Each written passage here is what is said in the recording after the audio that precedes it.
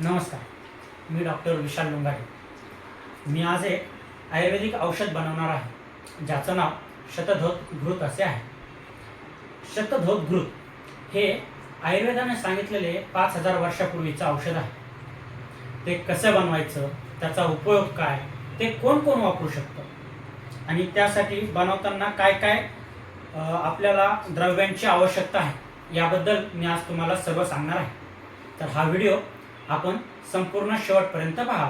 शतधोत घृत म्हणजे काय? शतधोत म्हणजे 100 वेळा धावन केलेले धुतलेले तूप, याला शतधोत घृत असे म्हणतात. तर सर्वप्रथम आपल्याला तांब्याचे भांडे पाहिजे आणि शुद्ध गाईचं तूप पाहिजे. आणि आपल्याला तूप हे गाईचंच हवं, म्हशीचं चालणार नाही. तर हे गाईचं तूप आपल्याला जेवढ्या प्रमाणात बनवायचं तेवढं ते तूप घ्यायचं. थंड पाणी घ्यायचं. त्या थंड पाण्याला ज्या आपल्या तुपामध्ये मिक्स करायचं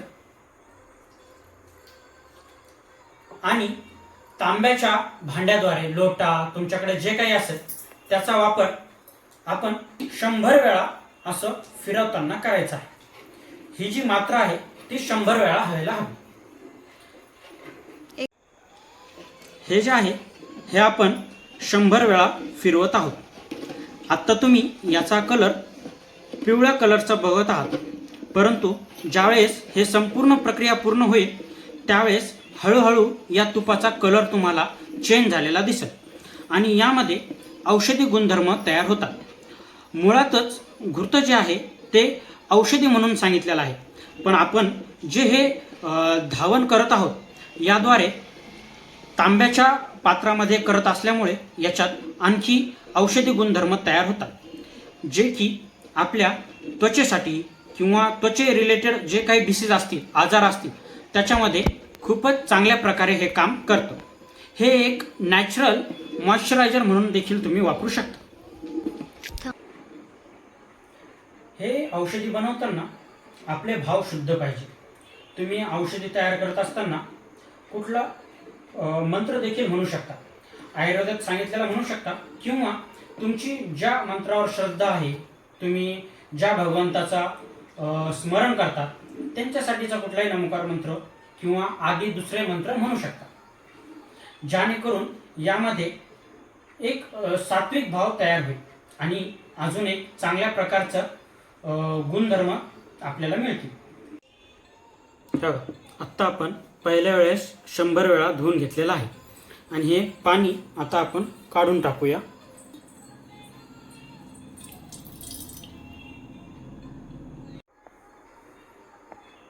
फर्स्ट टाइम 100 वेळा झाल्यानंतर अशीच प्रक्रिया आपल्याला परत 99 वेळा करायची आहे.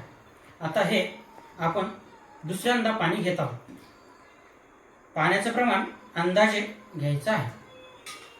आता ही झाली विधी.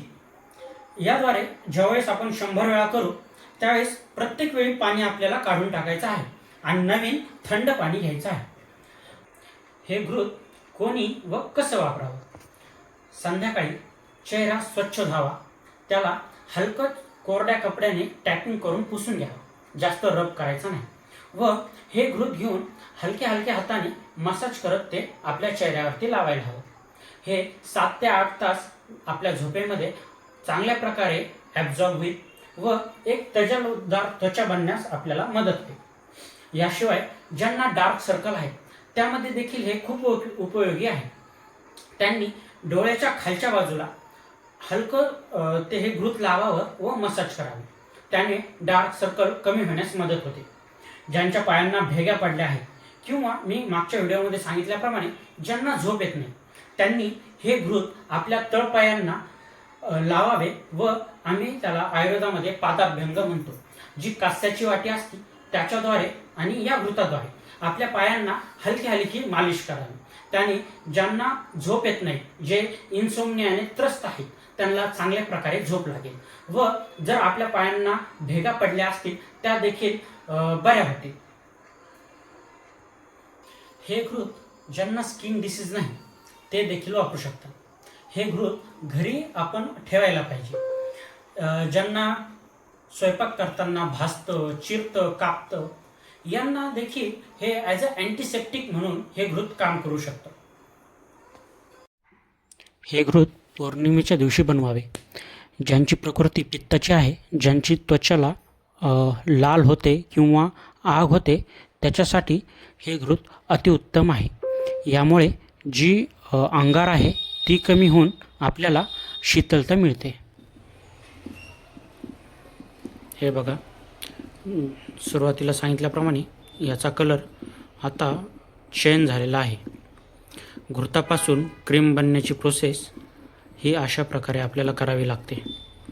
आत्ता 90 वेळा हे झालेलं आहे. अजून 10 वेळा याचे करणं बाकी आहे.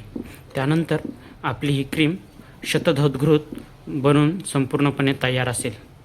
बघा, अशा प्रकारे आपलं 100 वेळेस शतधौत घृत धुवून झालेले आहे. 100 वेळेस धावन. यानंतर ही एक नॅचरल क्रीम तयार झाली आहे. बघा, आपलं शतधौत घृत आता संपूर्ण बनून तयार आहे. अप्लाय करण्यासाठी थोडंसं घ्यायचं आणि या प्रकारे तुम्ही लावू शकता. तयार झाल्यानंतर आपण एका काचेच्या बाटलीमध्ये किंवा दुसऱ्या कुठल्याही एका जारमध्ये तुम्ही ही क्रीम भरून ठेवू शकता. अशा प्रकारे आपण संपूर्ण हे एका जारमध्ये भरलेलं आहे. हे शक्यतो जे तूप आहे ते प्रिझर्व करण्यासाठी आपल्याकडे फ्रीज असेल तर फ्रीजमध्ये ठेवा, आणि जरी नसलं तरी हे साधारणतः 3 महिन्यापर्यंत याला काहीही होत नाही. हे तुम्ही 3 महिने आरामात वापरू शकता. व्हिडिओ तुम्हाला आवडला असेल तर व्हिडिओला लाईक करा, शेअर करा, आणि असेच आयुर्वेदासंदर्भात हेल्थ रिलेटेड व्हिडिओ बघण्यासाठी चॅनलला सबस्क्राईब करा. हसत राहा, योग करा, निरोगी राहा. थँक्यू.